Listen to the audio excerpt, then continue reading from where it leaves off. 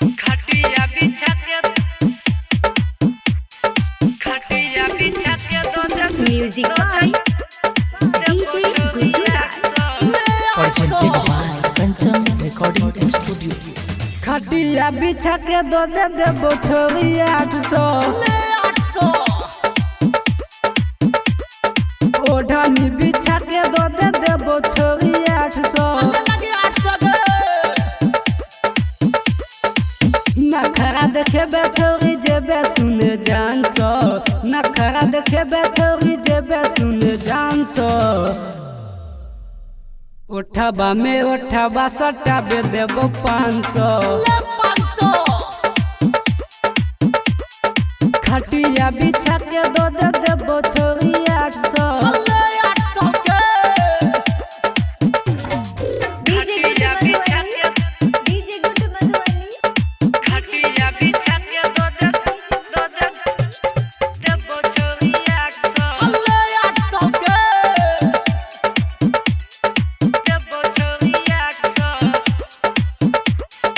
उठाबा में उठाबा सटाबे देबो 500 अली बंगाल से जवानी तू लुटाबे अभी उम्र छो तो हर डार्लिंग काटे मैंने ले बात छोड़ी देब खूबे रेट गे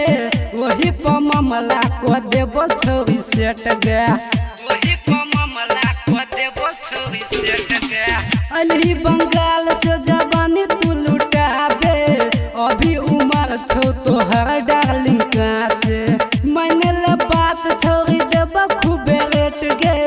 वही पर मामला को देबो छोरी सेट गे कहै छियो बात सुनल न तू ध्यान से खटिया बिछा के दो देबो छोरी 800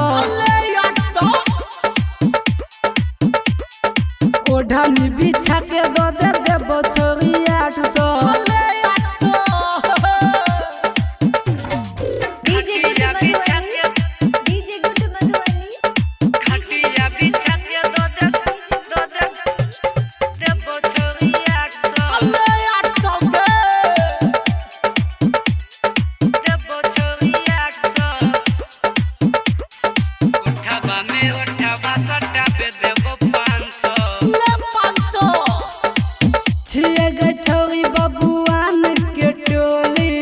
मैंने ले बात में तो चल जेतो गोली धइले पाजामा जले खूबे सट के नमरी 200 हुआ सो भर देबो चोली नमरी 200 हुआ सब भर देबो चोली छिए गे छोरी बबुआन के टोली धइले हाथ में तो चल जेतो गोली धइले पाजामा जले खूबे सट के नमरी 200 हुआ सब भर देबो चोली रामलाल तोरा छोरी जने छगे 400 गाछी में बोला के दो देबो छोरी 500 खटिया बिछा के दो देबो छोरी 800